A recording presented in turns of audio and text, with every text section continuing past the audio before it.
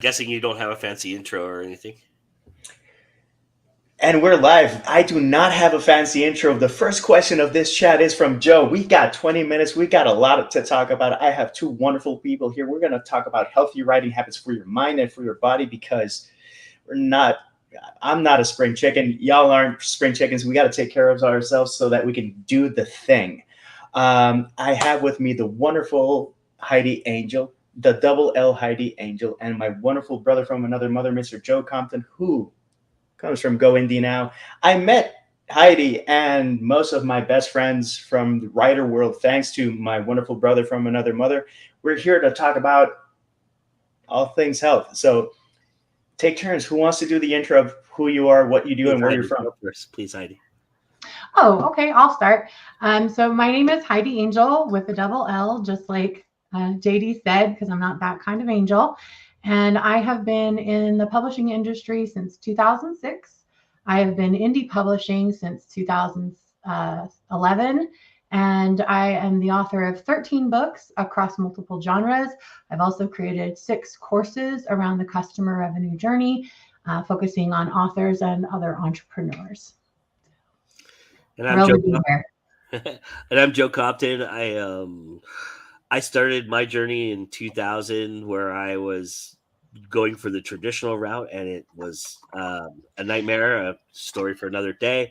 And then in 2010, I reached a point where I had a creative block, and I wanted to get out there, and so I put a book out there in 2010. It was my first novel, Amongst the Killing, and then I subsequently produced another book after that. I'm an indie filmmaker, indie author, and I run the indie network called Go Indie Now, which supports and highlights and helps indie creatives of all sorts.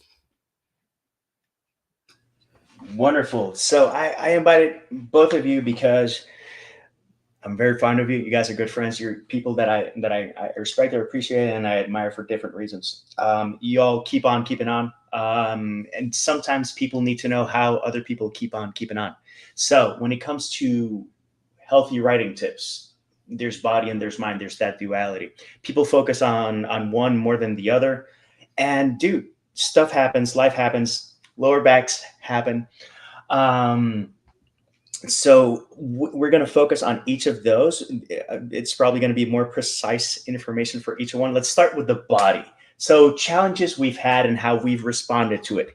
Yes, I am 43, although I act like a 30-year-old, but I injured my lower back when I was 31, and I had to do several life changes. And throughout, I've had to do several life changes. That means that every certain couple of minutes, hours, I have to tell myself and remind myself two things. First off, stand up, stretch, and I've learned to listen to my body. When I also go to the chiropractor and we have in-depth conversations of what I can do to make sure that I'm at my most optimal self.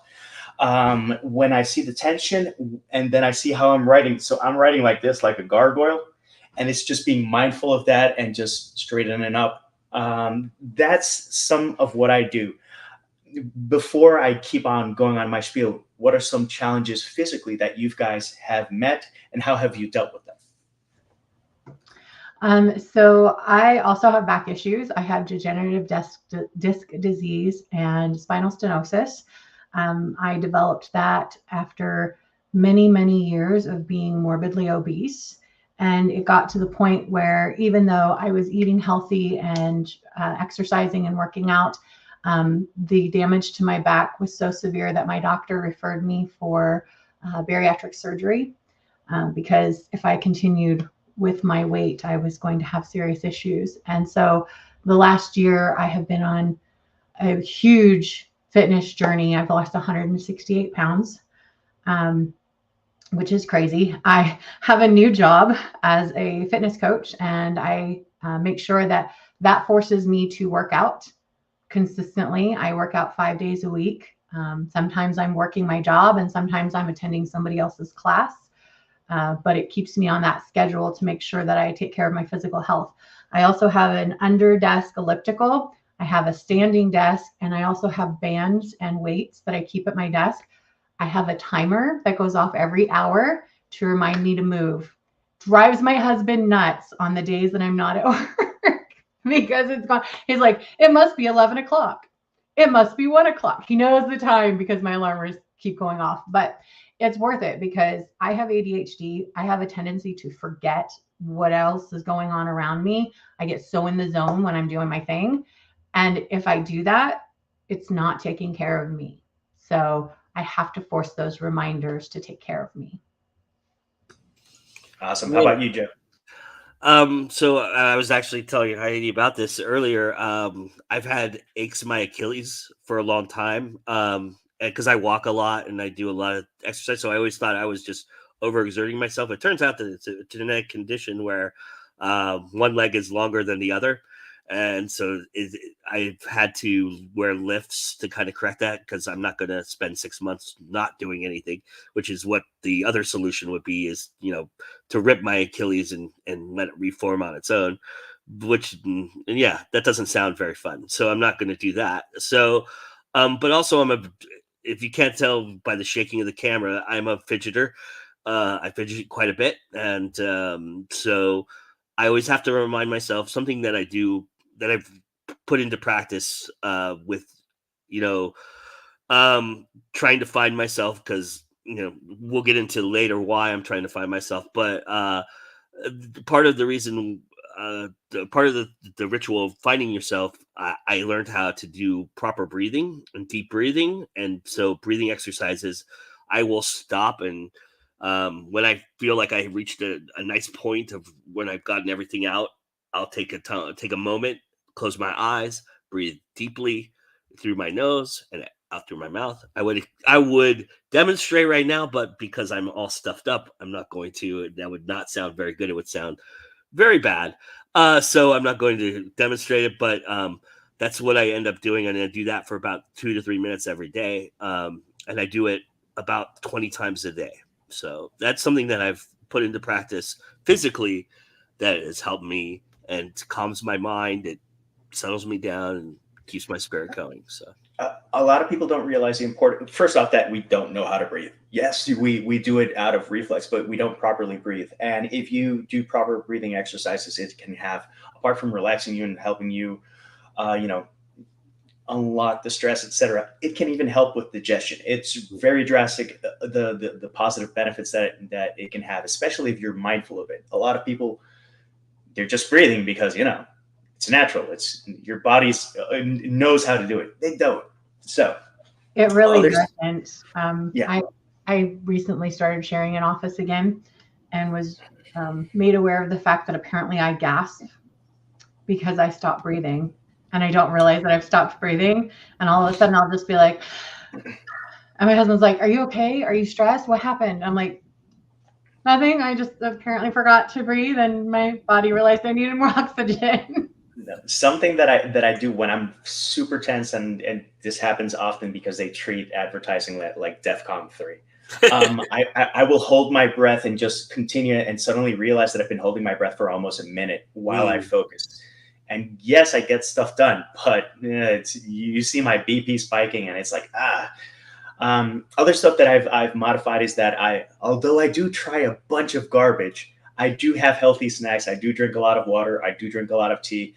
Several years back, my stomach went on strike and I had to go from having 8 coffees a day to having 1 coffee a day and as much tea as I can handle, and also drinking water because tea dehydrates. Again, it's all about, hey, you go. Well, this has been for this writing session, for this chatty session. But yeah, and every night I also have a wind down process, and this is going to help us transition to the mental aspect. My wind down process begins with me stretching for, if I do it properly, it's about 45 minutes. If I do it while I'm playing games and searching other stuff and watching videos, it can take an hour and a half, and that's me being stupid. But it begins with that wind down. It begins with that. And then I do journaling for about 5 to 10 minutes. And then I do a meditation, and then I shower. And then I read a physical book, not screen, limiting screen time. So That's my wind down process before we go into more mental stuff and other topics. Hey, you go. That's a really great book. I'm not sure for going to sleep because it is dense, but it is a really good book. I hear. I love it. I've been enjoying it thoroughly. My husband does have to say, okay, 9 o'clock alarm went off. You need to finish this chapter already. And I'm like, oh, yeah, I might have finished that a minute ago. One more chapter and then I'm done. But yeah, no, I totally agree. Paperbacks is the way to go at night for sure. How about you, Jeff? I was just mentioning this on the show we were doing This Week in Indies because our topic was pressures that you put on yourself as an author. And I mentioned that something that I have on my phone is that got me going. A routine was I put alarms on my phone so that the first instinct when I wake up, right? Because you wake up in the fog or you wake up, alert. The first instinct for me was always to check my email or go to Facebook or go check my stats on YouTube or whatever, right? So I put alarms on my phone and they remind me the first alarm is 5 minutes of breathing. So breathe for 5 minutes and do the exercises that I know how to do, which is, deep breaths and short breaths and all the wonderful things about breathing.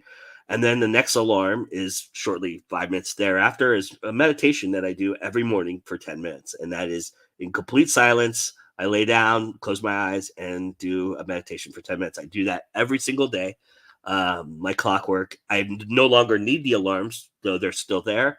But I do that every single day. That's something that I do. Going to bed, I always read. I try to always read. I haven't been as ritualistic and as good about this, but I always try to read at least an hour before I go to bed. My problem is I'm reading currently. I was going to pull it up on my phone.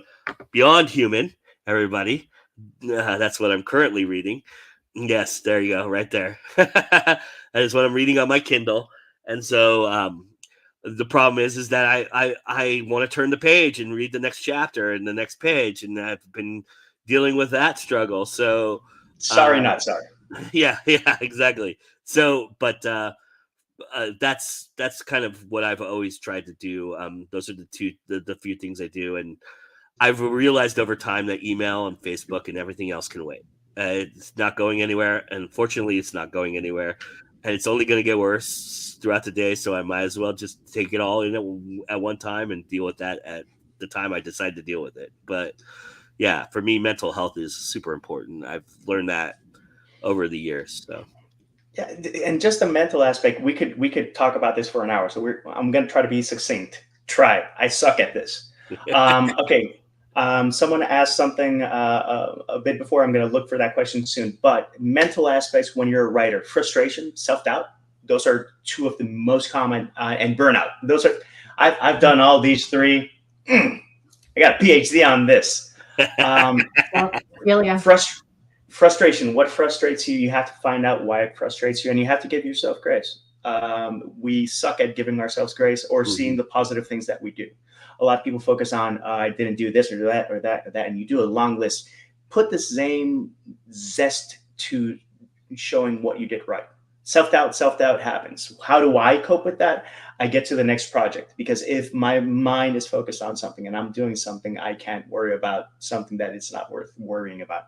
And burnout, oh Lord, we'll do an entire chat about that. I continually fall into that because working in advertising, it's very demanding. And what I do is very demanding, and stuff that I do to address that, I reach out and I've said that I need help, and I've said that I'm getting to my limit, and I've been honest and transparent, because if not, they'll just keep piling stuff on because we got to get the work done.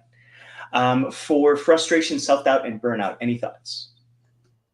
I'm the queen of burnout. I literally left the industry for 2 years after hitting really bad burnout when the publishing company that I was working with went under. And one of the big things is, just like with my alarm clocks, I set time for self-care, because especially most of us, we're working a full-time job and we're doing the writing thing. You can't have 3 full-time jobs, because if you're working a full-time job, you're writing full-time, and you're promoting full-time, you're going to hit burnout. This is not a sprint. It's a marathon. You have to put in time for rest, for self-care, for working out, for just recovering. You know, I see so many authors, they're like, how are we supposed to have time to read? You don't need to work yourself that hard. You need to make time to recover. But if reading becomes a chore, find something else as your recovery. And I didn't read for 3 years because I'd been working in a publishing house. I was doing editing and all that stuff, and it had become a job. And so I couldn't read because it felt like work. Find something else. Find a creative outlet that's not tied to money, and let yourself breathe. You're running a marathon. You're eating an elephant. You've got to take it slow. You're not going to be an overnight success. Overnight successes are not real. Just because you see it that way, you didn't see the 5, 10, 15 years that these people were working behind the scenes, slow and steady, so they didn't hit burnout. Give yourself grace and take the time. I don't handle burnout well, as evidenced by my voice that you can hear. I get sick. My body shuts me down. I don't shut myself down. And that's something that I have always had happen. It doesn't happen to me as often as it used to, but I will have to take a day or so. So I've been better at incrementally giving myself a day to just get away from everything, where I will have an off the grid day where I basically turn everything off and just be somewhere. I will do that probably once a quarter. I probably should do it more, but once a quarter I think is a good goal and a good aim. And it's worked out for me pretty well, except for this last time when I got sick. The other thing about burnout is, to share a quick story, I worked 18 months in Hollywood, as a member of a production team where I was script doctoring and running productions that we were doing pilots for pilot season and TV movies and things of that nature. And seeing the underbelly of that business and the horribleness in which people are treated and the way that they're treated and how things creatively are treated burned me out completely. I stopped creating altogether for about 2.5 years. I walked away. And the one thing I realized about that is I had met my now ex-wife. At that time we were dating, and we went to Denver for a wedding for some of my actor friends that I hadn't seen in a bit. And when we got together, I got in this groove where all of a sudden we were talking creatively and the juices were flowing. And she mentioned to me on the plane ride home, I had never seen you like that. That's a different person. You're a different person. And she's like, I really like that person. I wish you bring that person back, and that's what got me on the journey to publishing the first book. But that made me realize, no matter what happens, you can get back to it creatively. It's never going to go away. It's like riding a bike. You'll get back on it and you'll be okay.